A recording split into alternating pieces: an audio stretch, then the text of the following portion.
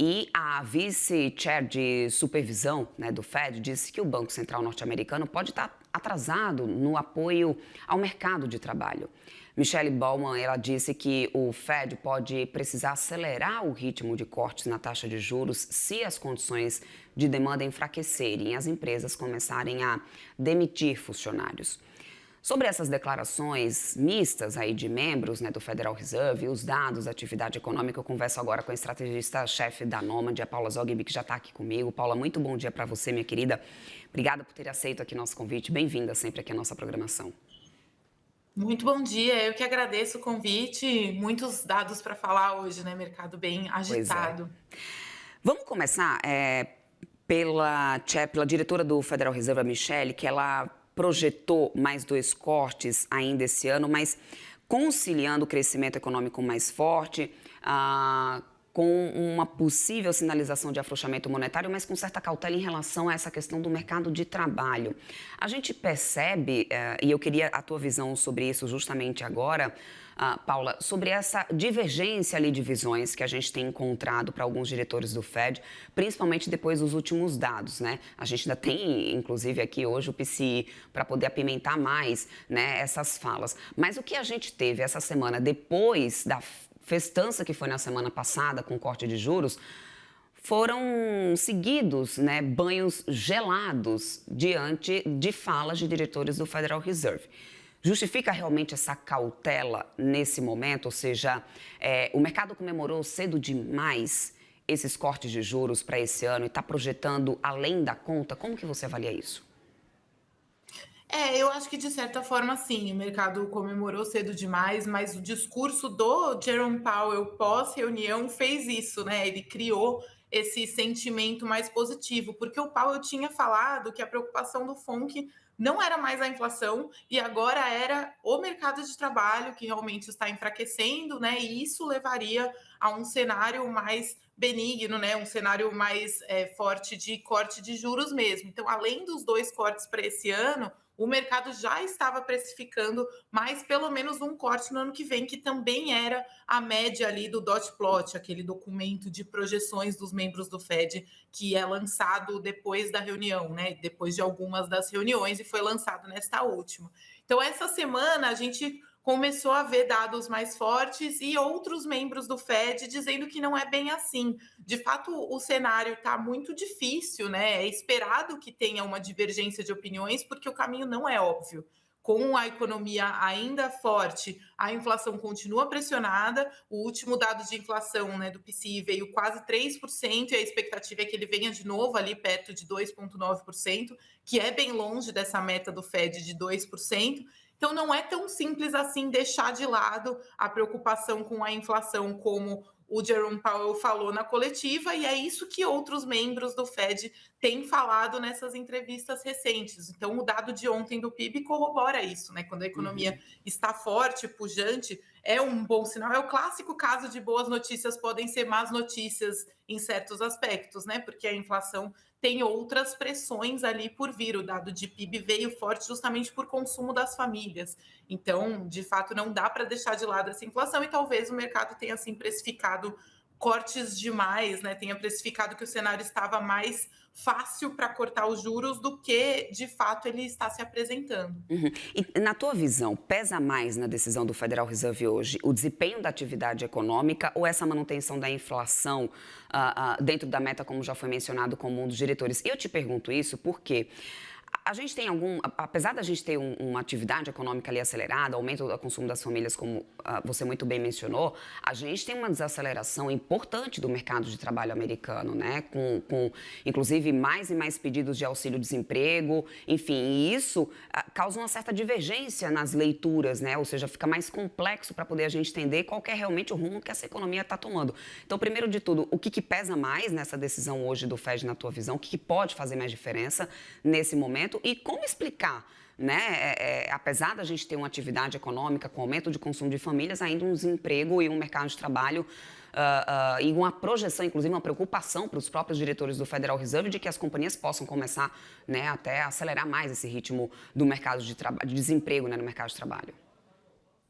Pois é, apesar da economia estar forte, os dados mostram uma economia forte, mas o sentimento ainda não é tão positivo. Então, quando os empresários, as companhias não estão tão, não têm tanta clareza sobre o futuro, né, não tem tanto otimismo, é natural que elas contratem menos também. E é isso é uma parte do que a gente está vendo. Então, as tarifas ainda não pesaram na inflação, como os próprios membros do Fed estão dizendo, né? A inflação continua elevada, mas não necessariamente por conta das tarifas. Só que as tarifas, a incerteza, a política econômica, está trazendo um sentimento ainda de cautela, inclusive entre quem contrata, né? Então, acho que uma parte do problema das questões do mercado de trabalho tem a ver com isso também. Fora isso, né, a gente tem ali, né, aí eu vou entrar na sua pergunta, na verdade, né, se o que pesa mais. Na última decisão, na decisão mais recente, segundo o comunicado e as falas dos membros depois, né, desta reunião, foi o desemprego, porque os dados de desemprego foram realmente muito revisados para baixo e, inclusive, com uma distância no tempo muito grande, né? São dados que foram revisados para baixo, inclusive no governo Biden. Então, eu mencionei essa questão das tarifas, né? Mas mostrando aí que não é só uma questão de sentimento pós mudanças nas políticas econômicas e que quando essas políticas econômicas ficarem mais claras, isso tende a mudar, não necessariamente. Parecer uma coisa um pouco mais estrutural mesmo e com a qual o Fed deveria de fato se preocupar, né? E fazer uma política econômica mais estimulativa para tentar corrigir. Então, isso foi o que pesou mais na última decisão, mas os dados mais recentes podem fazer com que na próxima decisão isso pese um pouco menos e a inflação volte a ser o foco como vinha sendo até então. Até a penúltima decisão, os comunicados e as falas iam muito nesse sentido, né? No mercado de trabalho continua muito saudável, a taxa de desemprego ainda está muito saudável, mesmo com as revisões do payroll, né? Ela está ali abaixo de 5%, que é um patamar considerado bem saudável. Então, eu acho que para a próxima decisão pode ser que pese mais a preocupação com a inflação novamente. Paulo, com juros, com esse início, né, do corte de juros por lá, também essa expectativa de ainda mais tarifas que a gente tem lá para os Estados Unidos, como que vocês esperam agora aí na Nômade o efeito dessa combinação, né, sobre o dólar em relação às outras moedas, especialmente sobre o real brasileiro? Ontem, diante dessa atividade econômica mais forte do que o esperado nos Estados Unidos, a gente já viu o dólar se valorizando, né, a nível global. Aqui no Brasil também já teve uma alta, claro, né, tivemos também quedas importantes nas últimas semanas, poderia ter, né, um dia de correção natural, mas isso muda em alguma coisa essa perspectiva de câmbio, essa perspectiva de valorização da moeda norte-americana, porque o que a gente tem acompanhado esse ano é uma forte desvalorização, né, da moeda americana a nível global. Esse posicionamento em treasuries e em dólar responde bastante a taxas de juros. E aí entra um pouco da expectativa do mercado de que tenha mais cortes, né? O mercado se antecipa um pouco, mas como a gente está falando de caixa, de ativos de proteção, não necessariamente as projeções para frente dos cortes vão fazer tanta diferença de imediato. Então, sim, o corte em si faz com que o dólar tenda a se desvalorizar, porque tem a questão do diferencial de juros, né, a busca pelo carry trade e também uma formação de caixa de proteção em outras moedas e outros tipos de ativos, inclusive o ouro, né, para essa proteção de carteiras, mas com os dados novos, né, com a economia mais forte, isso tanto tende a atrair mais capital para os Estados Unidos, porque uma economia pujante faz com que mais investimentos possam vir, né, apesar da turbulência na bolsa de curto prazo, pelos juros, no fim das contas a atividade é importante para isso também, e o diferencial de juros, né, traz essa expectativa de que o diferencial de juros não seja tão elevado quanto o mercado estava precificando. Então, pensando especificamente agora no real brasileiro, né, a gente tem ali os nossos próprios riscos domésticos, a gente tem o fiscal pesando, a gente tem o cenário eleitoral trazendo volatilidade e agora essa possibilidade do diferencial de juros não continuar tão elevado quanto ele está. Então, esses são riscos altistas para o dólar em relação ao real, mas é importante lembrar que o dólar está bastante sobrevalorizado ainda para patamares históricos, né? Tanto em relação ao real quanto o resto do mundo, e o ciclo de cortes de juros não deve ter acabado. por mais que o mercado esteja cauteloso aí quanto ao ritmo dos cortes e quanto à taxa terminal, né, a Fed Funds terminal ali para esse ciclo, ele não terminou, muito provavelmente vai ter pelo menos mais um ou dois cortes, talvez esse ano, talvez numa velocidade um pouco menor do que o mercado está projetando. Então, a tendência do dólar, pensando puramente em cortes de taxas de juros, ainda é de se enfraquecer globalmente, não necessariamente de uma forma consistente, né, mas com algum, no curto prazo, a gente ainda tem essa tendência, apesar dessas turbulências no meio do caminho. Pois é, e nessas turbulências do meio do caminho, eu quero incluir aqui no nosso papo, só para poder a gente amarrar a nossa conversa, porque não teria como a gente deixar de mencionar isso, que eu acho que é o mais novo capítulo, né, do tarifaço americano. Vem Donald Trump, então, na noite dessa quinta-feira, anunciando mais tarifas, principalmente em relação ao setor de medicamentos, né? Tivemos também questão de caminhões pesados, móveis ali para cozinha, enfim. Mas a questão dos medicamentos me chamou particularmente a atenção, Paula, porque, afinal de contas, mexe com saúde, mexe com um consumo alto, né, de produtos, literalmente pela própria população americana, né? E com empresas gigantescas de ativos de peso importante na negociação tanto na bolsa americana como na bolsa principalmente europeia e também asiática. Então, o que vocês esperam de efeito em relação a essa nova fase do tarifaço americano em relação a medicamentos nesse momento?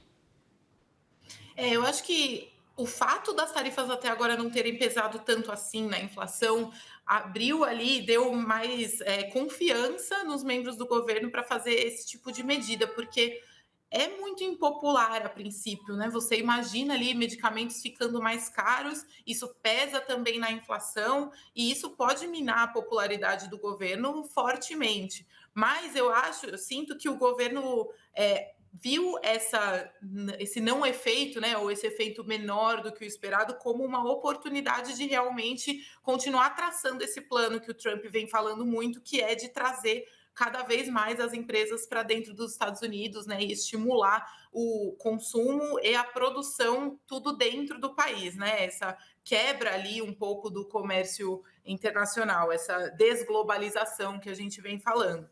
Isso pode, de fato, ter efeitos positivos para a economia americana se der certo, né? O crescimento ser mais elevado, depender menos de outros países e a economia se retroalimentar aí de uma forma que seja saudável. Porém, até lá, caso isso aconteça, né, pode ter bastante turbulência, inflação muito elevada, essa quebra de popularidade do governo, né, uma insatisfação muito forte da população, fora os problemas humanos, né, de você ter um medicamento muito mais caro, etc. Então, é uma medida bastante impopular que não está me parecendo ser mais uma das medidas que o Trump recua. Eu sinto pelos discursos que a intenção é realmente fazer com que as fábricas venham, né, vão para os Estados Unidos para continuar esse plano aí de expansão da indústria doméstica.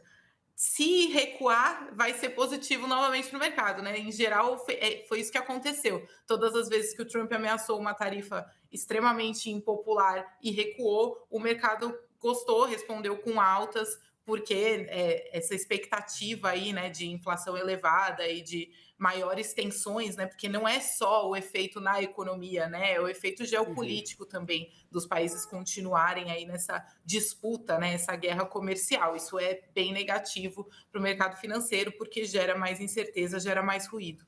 E aí é onde está o maior problema, né, desse tarifaço, a imprevisibilidade, as incertezas que gera, até muito mais do que os efeitos monetários, né, Paulo, que a gente tem acompanhado. Minha querida, muito obrigada pelo teu tempo, pela participação aqui com a gente. Conversamos aqui com a estrategista-chefe da Nômade, Paula Zogby, sempre bem-vinda por aqui. Forte abraço para você e para todo o time. Eu que agradeço, um abraço, bom dia para você e para todos. Até mais.